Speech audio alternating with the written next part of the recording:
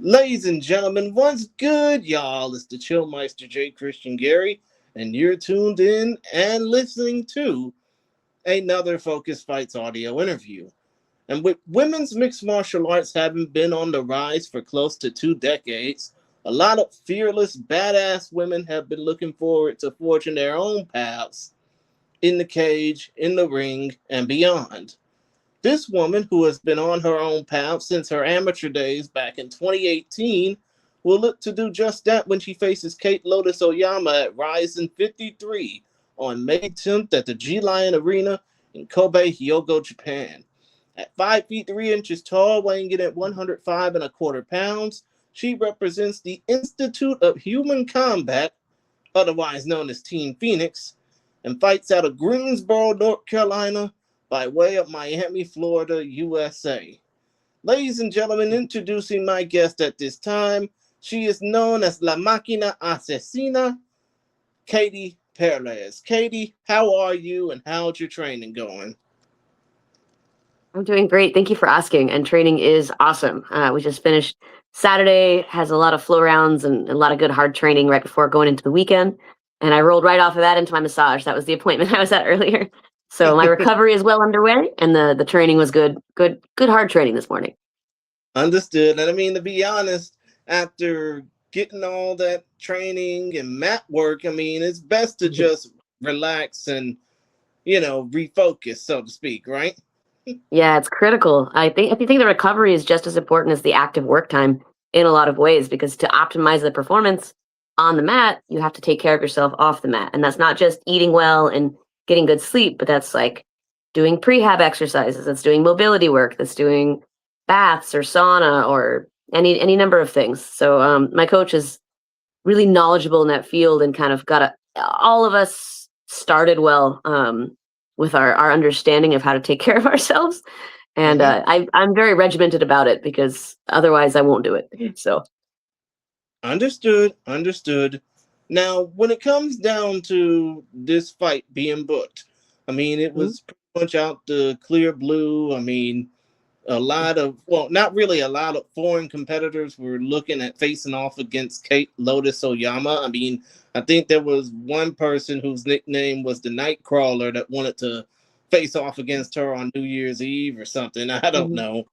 But you, in particular, got the call to ask about fighting in the United States for the second consecutive time in your career, let alone the first time fighting in Asia or Japan or Ryzen in general.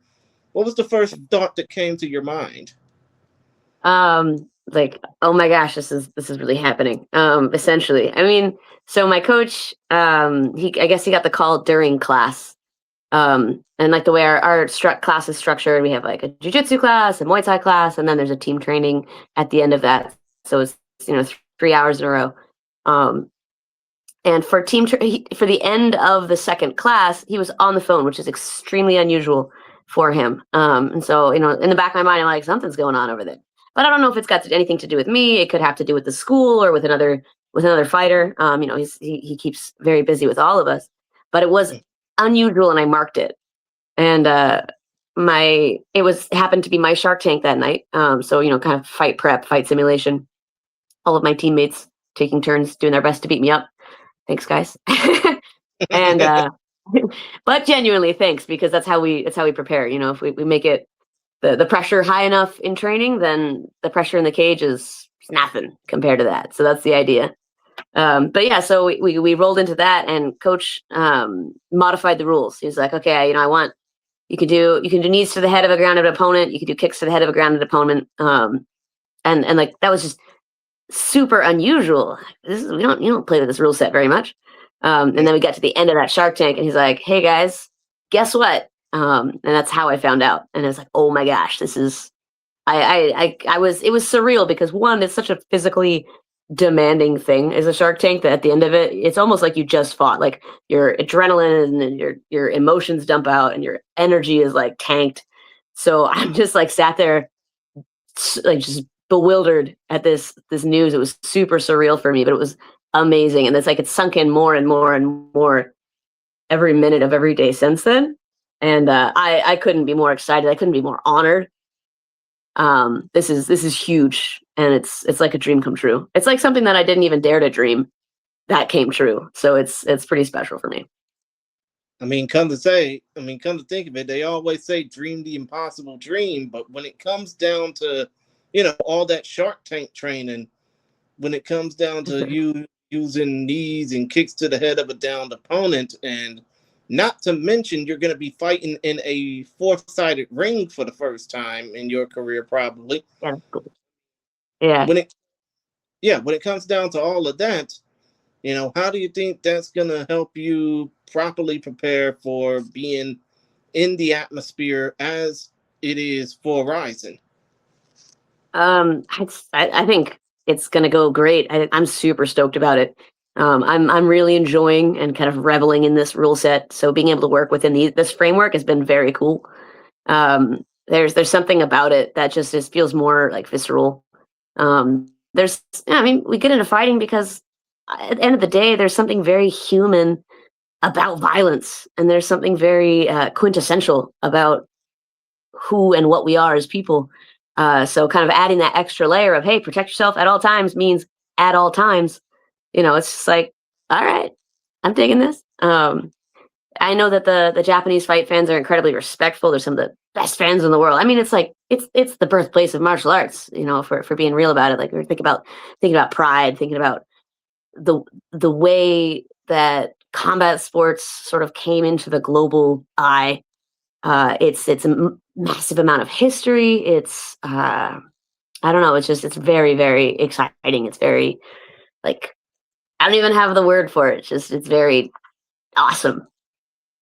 I see. Now, when it comes down to the whole fight fan aspect between fight fans over here on this side of the Pacific, even though you're more toward the Atlantic Ocean than anything, and fight fans over in Japan, there's a difference between night and day. Fans over here tend to get a little bit more amped up, while fans over in Japan tend to be more dignified and respected.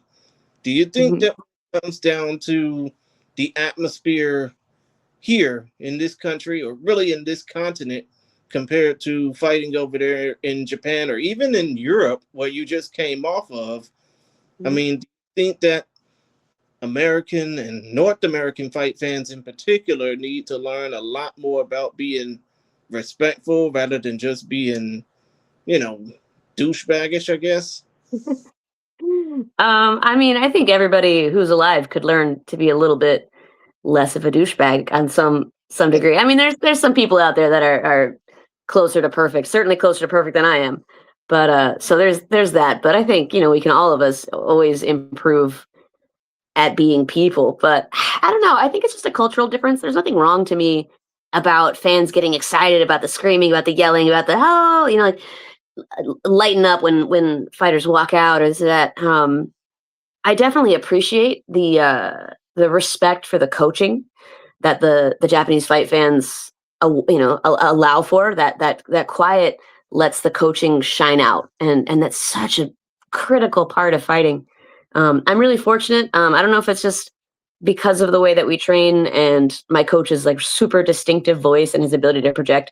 I've almost never had a hard time hearing him. Like the only times I can think of that I struggled to hear him where like my head was trapped in something like a guillotine or whatever, and I had to like my ears were literally being compressed, or like I was in a strange headspace, so I wasn't in a place where I could listen to anybody.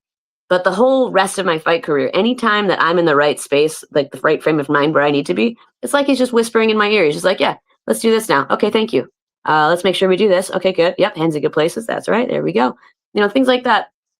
So I think it'll be really cool to get to fight in that kind of electric environment where the intensity is present, but it's quiet and it's really dialed in and focused on the actual art and the art part of the martial arts. I think here in North America we tend to see it more of the sport, more of the like, oh, they're athletes, they're competing, and the way we handle sports is we scream, we paint our faces, we do all kinds of stuff. People tailgate. There's a huge culture of being loud here in America.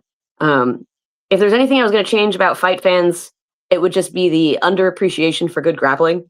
Like anytime the crowd is like boo for like 10 seconds of groundwork. It's like, dude, I challenge you to take one jujitsu class. And if you can get up from someone who's that skilled, you can boo. But if you can't, you need to shut up. That's kind of how I feel about it. I mean, come to think of it, not only just that, imagine having like half your body weight, all the pounds of pressure and force on you, and you basically sitting there booing because of 10 seconds of groundwork. Right. With someone actively punching you in the face or elbowing you, and you've been working as hard as you can for the last 10, 15 minutes. It's like, yeah, it's like, and that's something our fight fans could learn to do better about is appreciate what they're actually seeing and not just be like, this is boring, go back to punching each other in the face. No, It's like they have a sport for that. If you want to watch only striking, there's boxing, there's kickboxing, there's Muay Thai. You have so many options. If you want to watch MMA, that means you want also to see the grappling. So I see. Now, when it comes down to, your fight career, especially most recently, your last fight was back on Valentine's Day in front yep. a rear naked choke submission win over Alice Mikhailovich. Second round, oh, by the way. Considering that you and Kate Lotus have the same number of fights, 17, but you have more finishes despite her having the better record, I mean, what would be the strategy for Kate to keep up with you? Um, it's funny because I haven't really thought about it in reverse like that. I mean, that is a really interesting question. I don't know. I think that's her coach's job to figure out. I'm not going to be like, this is how I would go about beating me. This is something that her coaches can figure out and communicate to her. I mean, basically, you just got to keep it secret to the vest. I mean, don't be like a guy saying, if I had to tell you, I have to kill you or something like that. But I mean, that would be like the cool way to handle it for sure. But I mean, I don't know. I feel like there's no secret. It's not like a surprise. I want to hit people hard. I want to take them down. I want to destroy them on the ground. That's my favorite way to go about it. Have I had success standing? Absolutely. Have I had success other places? Yes. Do I consider myself a grappler in an MMA fight? No, I consider myself an MMA fighter. I just happen to have a lot of confidence and comfort with my grappling. I have confidence and comfort with the whole with every aspect of MMA. I just happen to have more success there. I don't know. I can be very, very destructive on the ground, I guess. I don't know. But I can totally understand that. Now, when it comes down to your 17 fight career so far in the professional ranks, I mean, obviously you had a better amateur record than you had a pro record, and I'm not going to bash it too much, but you fought for promotions like Invicta, King of the Cage, Cage Fury, Combate Global, but a bunch of other smaller promotions in between. Do you think that promotions like those that I just mentioned are key to keeping non-UFC MMA interest alive in this country or even on this continent?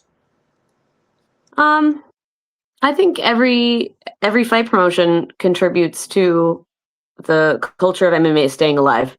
And obviously, your smaller regional shows might not have the budget to fly somebody out from across an ocean, put them up for a few days or for a week or however long.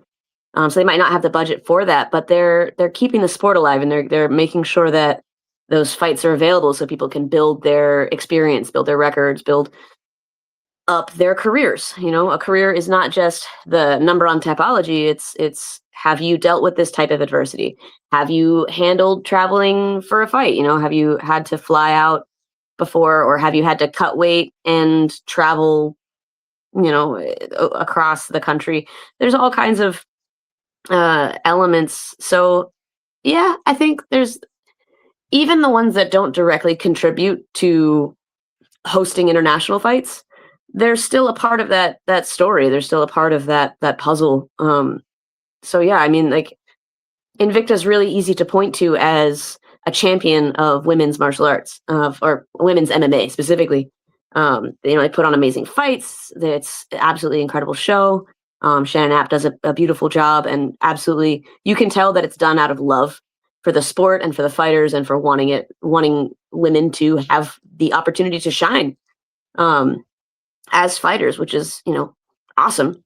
Uh, but a- every promotion, whether it's Nowheresville, Virginia, and they've got 5 fights on the card to Combate Global, flying in fighters and putting you up in a hotel for a week, or all of these shows are a huge part of keeping the sport alive. It's not like, oh, there's the UFC and then there's Ryzen and then that's it. You know, all of the promotions matter, and it's always an honor to have the opportunity to fight for them. Definitely, your bigger promotions tend to have bigger opportunities. They tend to, I don't know, obviously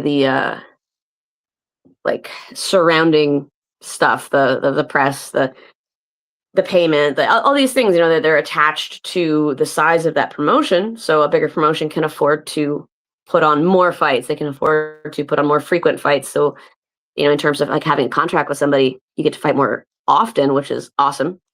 But yeah, I mean, they're all important, and it's been an honor to fight for all of them.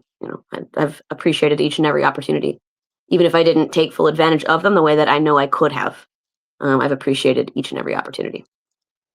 I see. And, considering the fact that you mentioned Invicta Fighting Championships and Shannon Knapp and all the good people there, I mean, you fought twice for them back in 2021. One in the Phoenix series, which was basically just them trying to find a way to get tournament fighting going on one night. Mhm, The other in mhm. just a standardized fight. But let's just say if Invicta's noise of them wanting to come back into fights, into active fight promotion, would urge you to come back to fighting for them. Would you want to?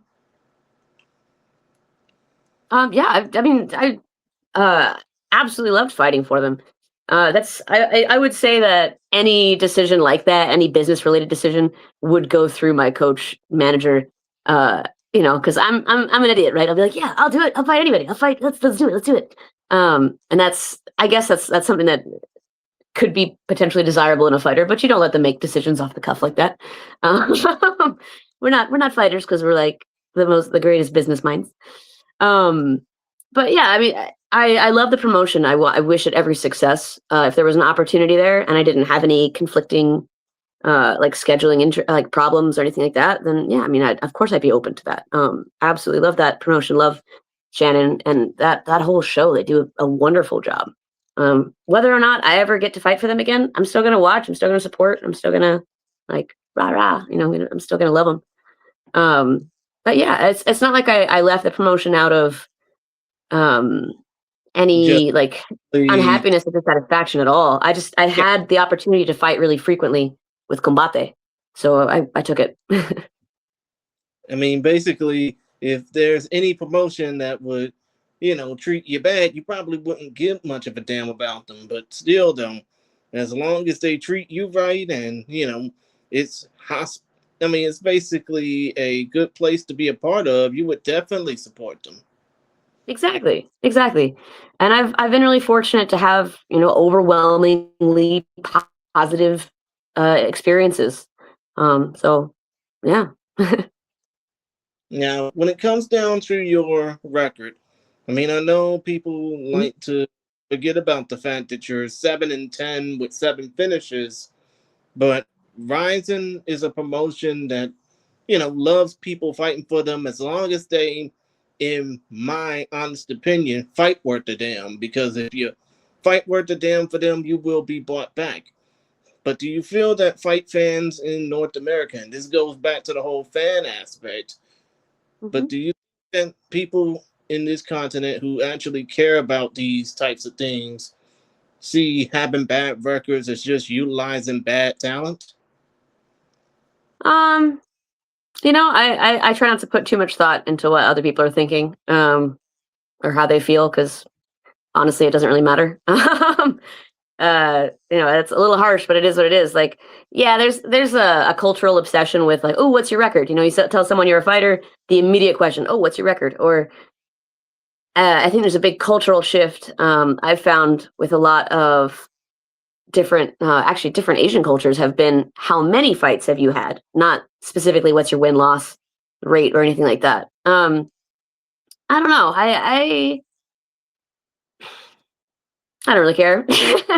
My focus is on doing my best work, putting on my best possible performance, making the best choices that I can under fire, forcing myself forward, pushing through adversity, and making myself proud at the end of the night, which is something that I failed to do for a lot of my career. And you can see it, those fights where I held myself back and I was tentative and I was uncertain and indecisive. Those are the fights that I lost. You'll notice I lose a lot by decision and I win by finish. So I have 100% finish rate on my wins. Because I don't win decisions. If I'm not pushing hard enough to finish that fight and stop it from continuing, then I'm probably on the back foot and I'm just like in my head and not present in my body in the moment and doing what I need to do. So these last few fights that I've had, I know one of them I officially lost. Honestly, I feel I won it. I know how much damage I was doing and how much I wasn't receiving. And with the rule set that we had, I dropped a split decision. It happens. But there's no like sadness in my heart from that fight because no matter what the numbers say, no matter what some guy sitting around the cage says, I know I won that fight and I feel good about it. So I'm not like disturbed. And coming off of the heels of that fight, I had a lot of confidence in myself, and that rolled into this last fight, which I did finish. And rolling off of that fight, I have a lot of confidence in myself, and it's coming from that. I'm here to make myself proud. I'm here to work as hard as I can. I'm here to bring forth the skills I've been working on for years. I've built my entire life around fighting, whether it's eating, sleeping, recovery, my job, my hobbies, literally every part of my life from sun up to sundown and whilst I'm asleep has to do with fighting, is circled around fighting. And I ask myself the question, does this help me in my goal? Does this hurt me in my goal? If the answer is yes to help, I do it. If the answer is yes to hurt, I don't do it. And if it's neutral, then, it's kind of up for grabs. But it's really simplified my life having a forward direction of everything is about the fight. Not this fight in particular, just the fight of life, the fight of being the best version of myself, the fight. So Understood. I mean that should basically be what every fighter should focus on, especially considering the fact that you know some people just. I mean, especially when it comes down to these damn influencer fighters, they don't take themselves seriously. All they just do is put themselves over for clout. If they actually dedicated themselves to a training camp, to a regimen, to a routine, they would actually, some of these influencers would probably be seen as some of the biggest names in fight sports, if not for, you know, posting stupid things. yeah, But it's an interesting thing is like the rise of the influencer fighter because like from my standpoint, I was never clipped out. Oh, yeah, there you are. From my standpoint, I was never particularly athletic. I was never like, you wouldn't have looked at me as a kid and thought, oh, she's going to be a professional athlete one day. Like maybe like a chess champion or something real nerdy like that.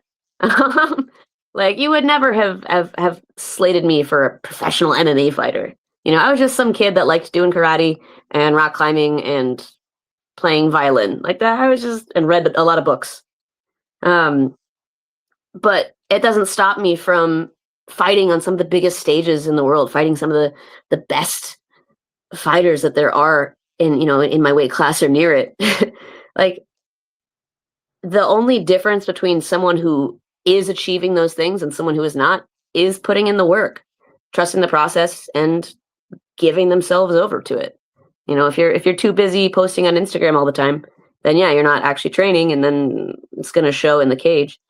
But if you're dedicated to what you're doing, then it's going to shine into the light. Understood.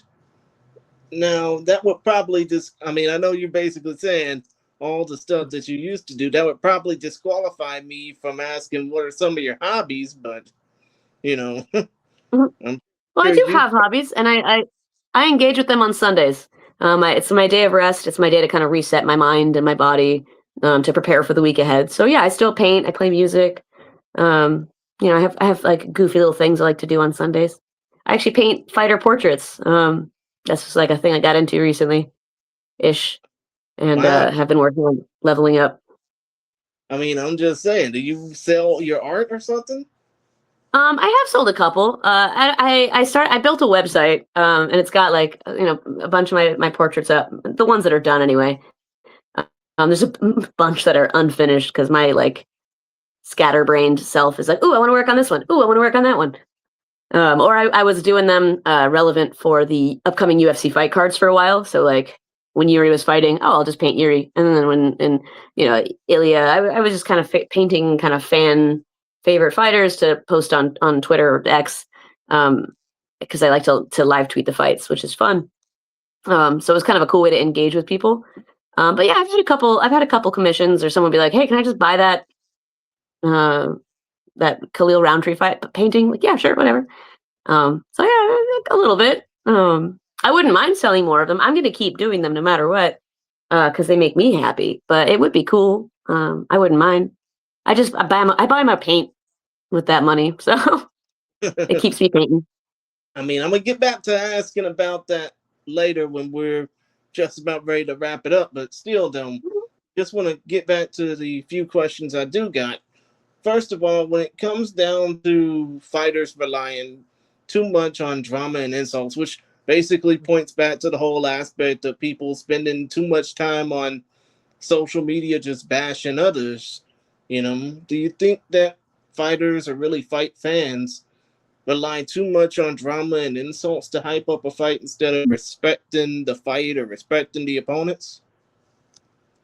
Um, that's never been my gig. It's never like spoken to me. I'm also just I wouldn't be good at it. Like I'd be too awkward. Be like, you're tall. I don't know. Like I'm not good at insulting people. It's never been a focus of mine. Um, I don't know. I respect my opponents too much for that. I'm not saying it's like got no place. I know here in North America, there's a lot of crossover in viewership between, say, like professional wrestling, where it is all about the drama. It's drama and performance with like a little bit of like, oh wow, this is some like athletic stuff we're seeing. And then that crossover into like culturally into watching UFC or the other promotions that tend to be a little bit more popular over here. I think people like that. They like to have a heel character. They like to have a very respectful character. They want to see characters. They're kind of looking for reality TV with their fighting. Me personally, I'm just all about the art of it. I'm all about the fighting itself. So I don't think it's something that like needs to be done away with, or it's like it has no place. I think a lot of people do cross that line. You hear about fighters like coming up on each other in a restaurant, like he's out with his family, leave him alone. You get paid to fight each other. Don't be up in each other's faces when you're not being paid. Like it's just not very smart. It's just assault. It's not okay. So I don't know. I think people should be warriors. I think we should be like gladiators. Like there's a time and a place for that violence, and we bring it in the cage. And outside the cage, we are restrained. And there's something very compelling, very powerful about a restrained person. If someone is not capable of violence and does no violence, it's like, okay, well, you just exist. Good job, congrats. But someone Exactly. who is capable of violence and choose not to, that person is exhibiting and exercising their restraint, and that person is choosing to be a good person. And I think that's pretty cool. I mean, kind of think of it, you could probably say it's more like the Roberto Duran approach.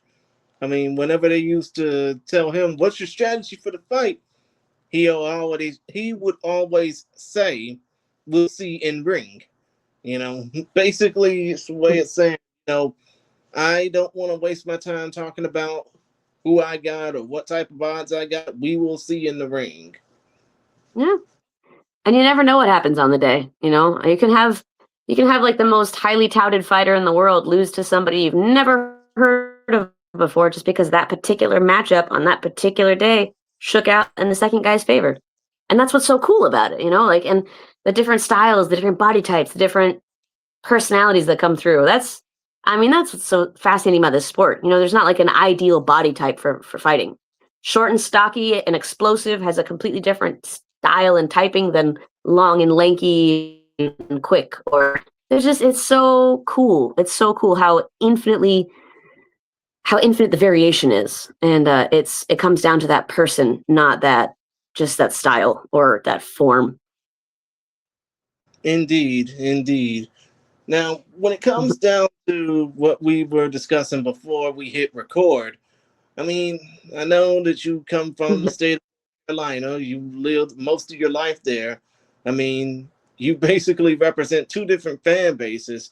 You're from North Carolina, which cares mostly tournament sports like tournament basketball, college football, baseball, sometimes the NBA if they actually give a damn, hockey as well.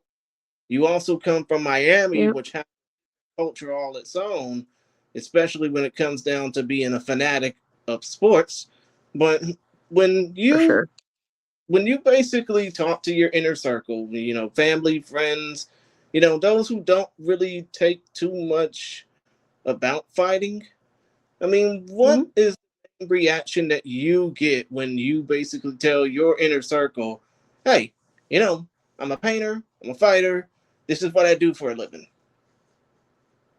I mean, I guess the whole point of an inner circle is they already know you pretty well, so it's not like they're confronted with that information.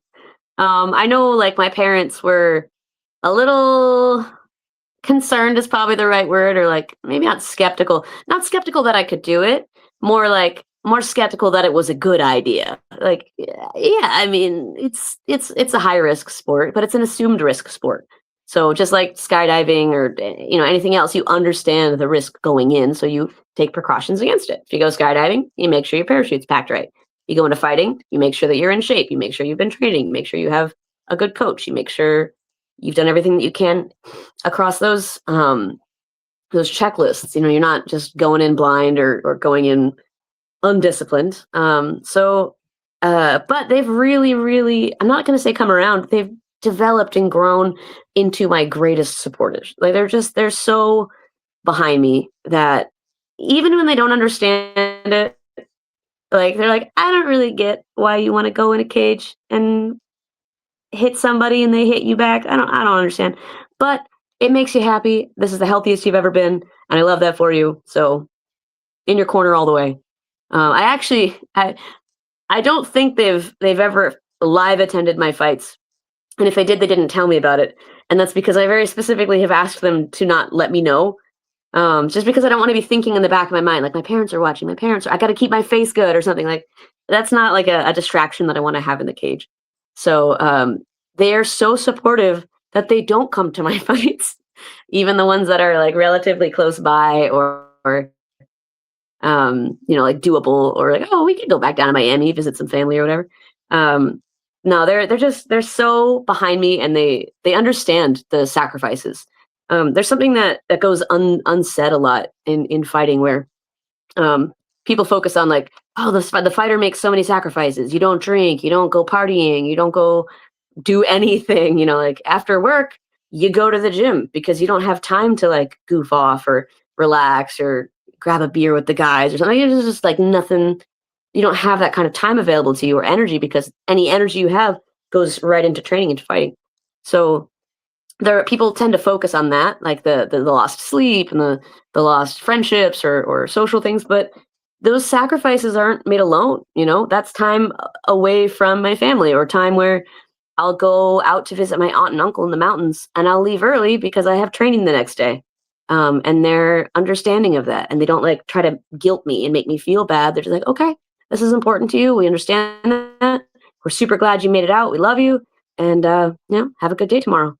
Um, I'll visit my parents and they'll kick me out. They're like, "All right, you've been here for a few hours. Go home. We know this is your day off. Go rest. Get your laundry done. Take care of yourself." And that's everything to me. So I'm very fortunate to only have an inner circle that's either fighters,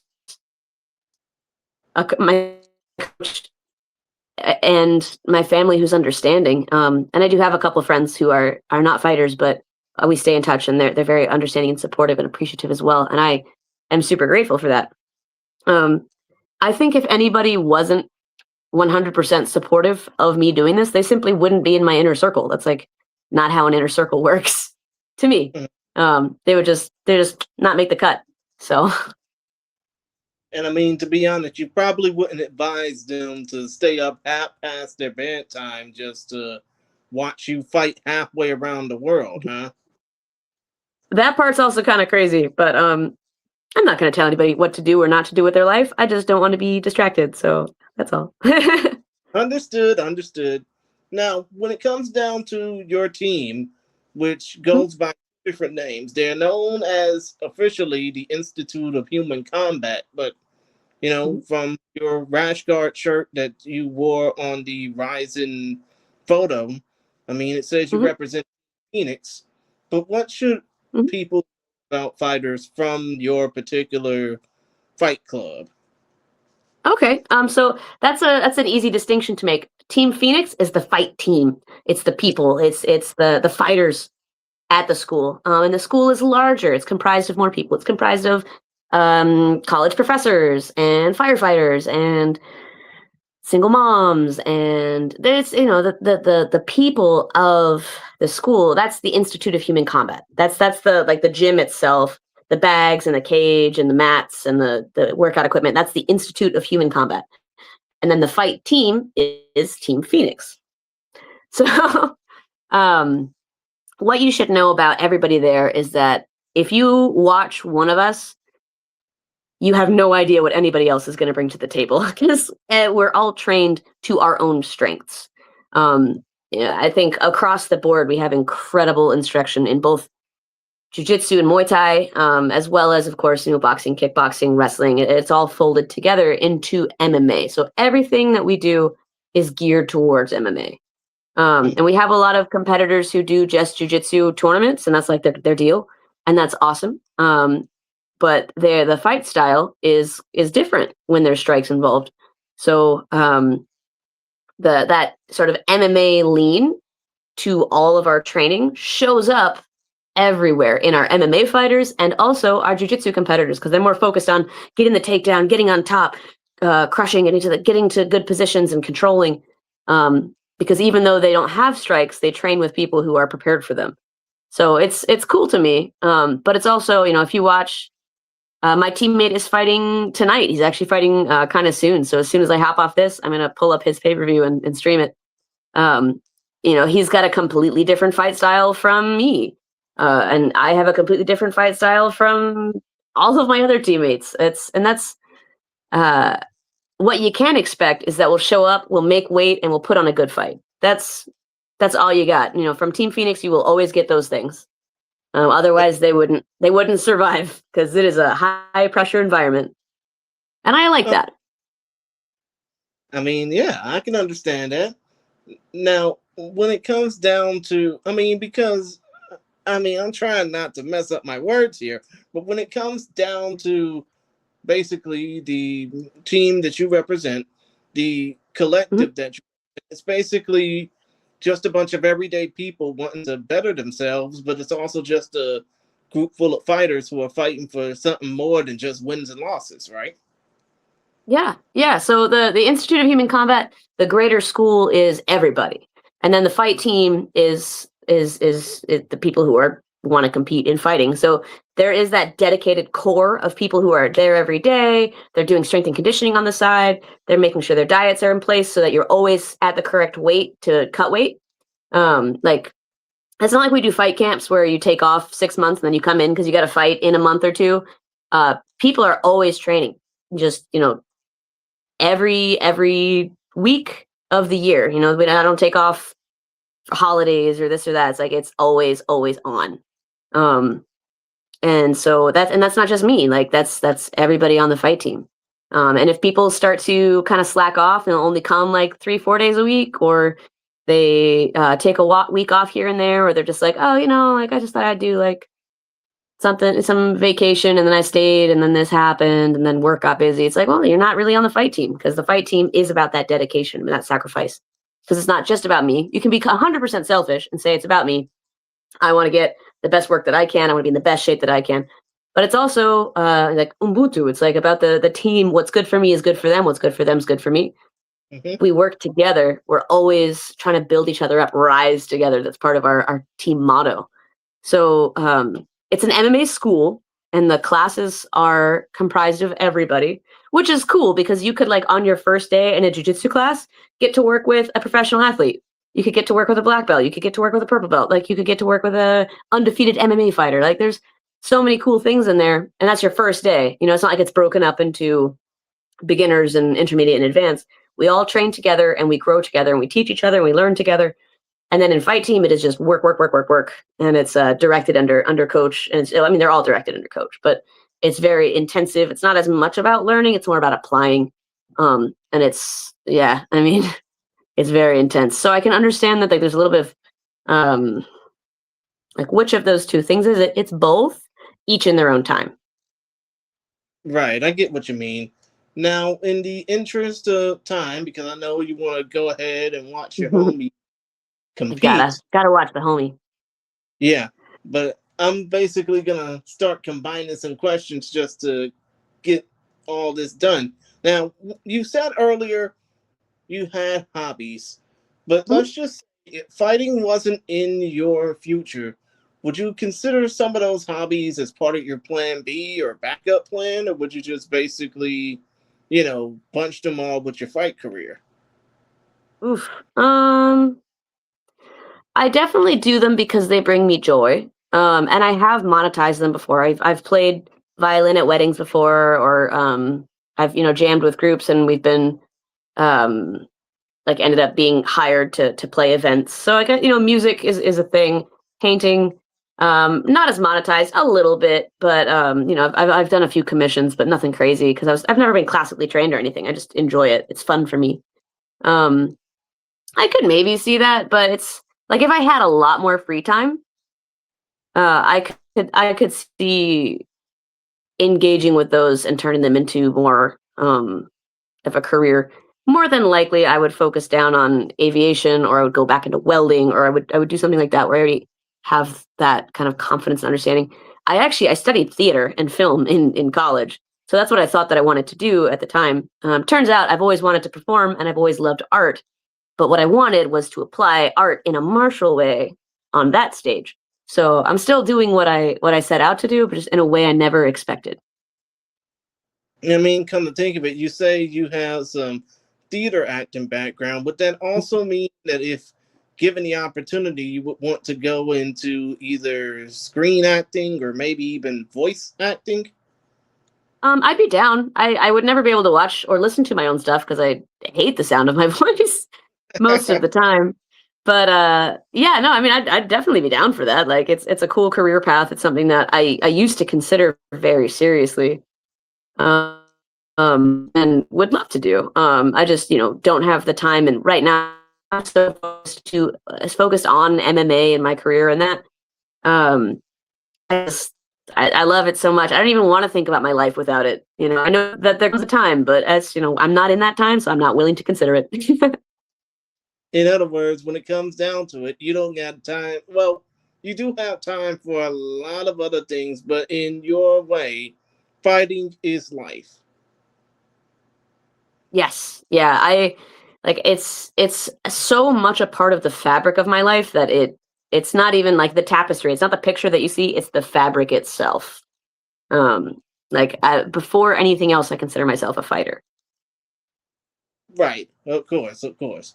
Now, when it comes down to the fact that, again, this will be the first time you will be fighting in not only Japan or Asia, but in Ryzen in general, and your second consecutive time fighting overseas in the last, what, about 3 months, 4 months? I mean, we've Yeah. been in this year for close to 5 now. But still, though, what can Rising fans expect to see from your style of fighting when they see you compete in that ring? Excitement. Excitement. I'm not there to like, you know, be tentative. I'm not there to be hesitant. I'm not there to wait. I'm there to go. I'm going to put my foot on the gas and we're going to see what happens. We're going to roll those dice. Um, yeah, they can expect excitement. I can say that with confidence. I don't know what that excitement is going to look like. It might be striking, it might be ground, it might be clinch, it might be some combination thereof. But whatever happens, it's going to happen. It's not going to wait to happen. And I'm going to Uh, make it happen. Understood. Understood.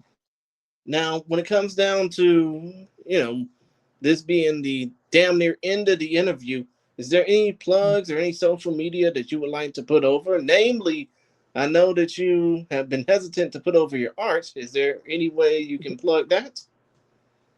Sure. Let me start real quick with my thanks and my peoples, because they got to come first on this one. Like I gotta say thank you to them first.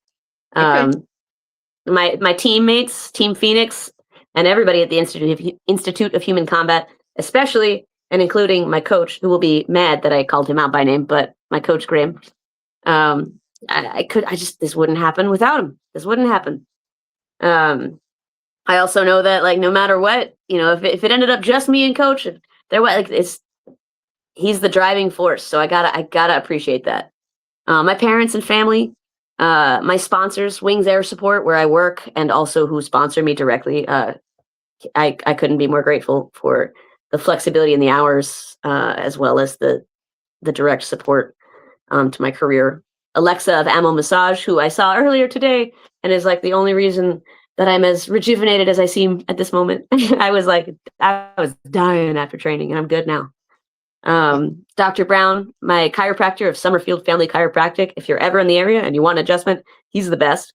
I've been seeing him since I was like, pretty young. So and he's nobody I trust more with my spine.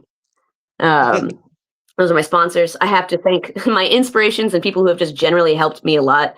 Sheena Starr, who has been an amazing advocate and voice of experience and inspiration in so many ways. Roxanne Modafferi, a fighter I admired for a long time and was able to. I'm sorry?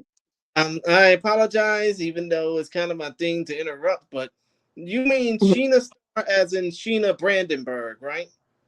Yeah. I mean, I figure she fought in Rising before. I know that Roxanne Modafferi, she started her career in Japan, but, you know, either of those two, when they heard about the fact that you were going to be fighting, did they give you any pointers to competing in Japan? Yeah, actually, Sheena's been super, super helpful and reaching out and maintaining these like long text conversations. And I'm like, oh my gosh, I'm so grateful. And I'm terrible at texting back, so I appreciate her patience with my social media not prowess. But yeah, no, I've received a lot of advice and support and help and just general excitement. Like, oh my gosh, I'm so excited for you. You're gonna love it. It's such an experience. So it's very cool. And Roxanne, I did have the opportunity to train under her in a seminar. She's within our affiliation under Professor Dave Ginsburg. Um, Master Mario Sperry, he's actually Professor Dave is hosting Master Mario for a seminar this upcoming weekend, and we'll be driving up to that and participating in it and getting to train. So it's like the families all together, which is super cool. And every one of them is so inspiring and amazing to me. Again, my coach Graham is part of that lineage, and he'll be mad that I called him out by name, but it is what it is. He's part of it. I mean, So yeah. come to think of it, the dude is a Brit who moved to North Carolina, who bet on himself to basically build an entire institute of, just everybody coming together to fight, right? Yeah, and it's crazy the amount of resistance he's met along the way for trying to help people achieve their dreams, but he's absolutely been there every step of the way for me. So I'm gonna champion him every time because he should be. He'd say he wouldn't, and I think that's honestly just further evidence that he should be. So yeah. Understood. Any more plugs you want to put out and, put over your social media if you can? Sure. So my I have Twitter, Instagram, and Facebook. They're all variations of Katie Makina Asesina Perez. I want to say my Twitter is just like the letter K and then Makina Asesina. Facebook, I think, is Katie Makina Asesina Perez, and Instagram. I need to check that one. I think it also is Katie Makina Asesina, but it's like just KT Makina Asesina. To make it a little shorter because it takes forever to type. Um, so there's that. Like I said, I am working on the website. I did launch it, but it's not great yet. It's called Canvas and Cage. Canvas and Cage with a canvas. I do actually. I have got a couple here. Ugh, we're in the craft room right now. I don't know if you can see the paints on the wall behind me. But yeah, I paint like fighter portraits. Wow. Just whoever I'm feeling at the time, and been focusing a lot on getting like the non-metallic metal of the belts done. Those are really obnoxious to do, but they're I'm also not. very satisfying. So, I mean, you say they look obnoxious, but those are pretty damn impressive. well, And thank you. I mean, you're welcome, but still, though, it basically makes somebody like me, who's basically written chicken scratch all his life, it gives me the opportunity to say that, hey, one of these days I can draw just like that, and not trace it. Yeah, no, like gosh, my drawing has leveled up so much over the years. My sketching was terrible, and it's something I've always done to like ground myself. So I sketch before fights, like back in the green room before we head out.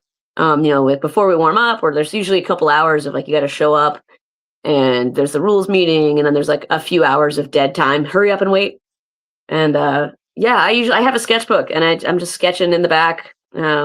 Whatever's like on my mind or in my heart, just got to get it out. And yeah, just like anything else, there's not like a talent or something where you got it or you don't. I think some people have a natural aptitude for it, or they have like really good control of that fine motor skill. But absolutely anybody can pick it up. It's just a matter of putting the time in and practicing, just like fighting. Mhm. Nobody is completely incapable of it. Fighting is for everybody, just not everybody is for fighting, and that's okay. So art's the same way. And I mean, come to think of it, you say that, but let's just say if they put you like in the middle of the card, depending on what time, or I mean, because of course it's going to be overnight here in the Eastern and Central time zones, anyways. But just think about it. No matter, I mean, if you're put in the middle of the card, you probably might have something created by the time you come out, or something created by the time the show's over, especially given how many fights there are. Yeah, more than likely. And I will either pack or buy a sketchbook when I'm there. And it's just something that it's kind of a tradition at this point. Um, I used to share them, like, sketches from the back, sketches before the fight. Uh, yeah, I don't know. It's how I kind of engage with that creative energy right before. Understood, understood. Now, obviously, in plugs aside, I mean, just basically want two more questions out the way. Let's just say, if you were a fan, just basically coming out, drawing the sketches of the arena and all of that, but basically given the opportunity to watch the fight card, I mean, would you basically want to just watch it just because, or would you basically watch it because you were scouting an opponent? Oh, I would watch fight. I love watching fights. So like watching live fights is a joy for me. Yeah, given half an opportunity, I'd be like, yeah, I'm there, totally. Um, I Scouting an opponent is an interesting thing because I don't typically put a lot of research into my opponents. My coach does, and he programs my training. So it's not like I'm unprepared for their style or anything. I just don't necessarily know how I'm prepared for it. I just got to trust in the training, trust the process. And I prefer it that way. Um, I usually watch one fight of theirs just to remind myself that they're a human. An error that I have made in the past, and I think a lot of people do, is you kind of build up your opponent in your mind to be this superhuman. They never get tired, and they're crazy fast, and they hit super hard, and all of these things. So when I watch them fight, I'm like, oh yeah, she's a human being. She's fast, she's athletic, but she's a person. And if you shake her brain, it'll turn off. It's just like anybody else's. So, um, yeah, I wouldn't be there specifically to like scout an opponent. Now, if I saw someone that I could potentially fight, someone in my weight class or near it, yeah, I'm probably gonna watch it a little bit more closely. Like I tend to watch women's fights more closely. But no, I'd watch for the joy of it, the pure joy of it. Oh yeah, of course. I mean, come to think of it, there are 11 fights on the card, including yours. So you would have plenty of time to just basically sculpt up something beautiful, or just watch some Mhm. beautiful violent superior rule set. Exactly. Beautiful Mm-hmm. violence. Yeah, exactly. I should get that trademarked. But still, Yeah. though, one more question to ask. Let's just say if Kate Lotus is probably tiring her eyes out or tiring her ears off, wondering what us two gaijins are basically trying to say, what would you say that would make her understand in a way, telling her, be prepared to face me? Um, if I could speak directly to her, I don't know if we share any language at all. I know I certainly don't speak any Japanese. I'm not smart enough for that right now. I haven't put the time in. But I would just say thank you for taking the fight. It's an honor. I appreciate it. I respect you, and I am going to bring my best for you, and I hope you do too, so that we put on a fight that everybody wants to talk about it. I hope it. I want us to bring the most beautiful violence. Um, how that shakes out is how that shakes out. But I am coming to win. I'm coming to ensure victory through any means that I have at my disposal, and I hope she is too, because that's what makes for the best fights. Understood. Well, when it comes down to this portion of Beautiful Violence, you can check that out at Ryzen 53 on May 10th, live from the G Lion Arena in Kobe, Hyogo, Japan. Coverage for the event will kick off at midnight Eastern on Saturday, May 9th in the Central Time Zone, Sunday, May 10th in the Eastern Time Zone. Actually, it'll be midnight Eastern, 9 p.m. Pacific for the fight card. You can catch the event live via standalone pay-per-view on Ryzen.tv, or get the Ryzen Premium package for $17. But still though, you won't want to miss this beautiful violence on display when Katie Perez takes on Kate Lotus Oyama. Thank you.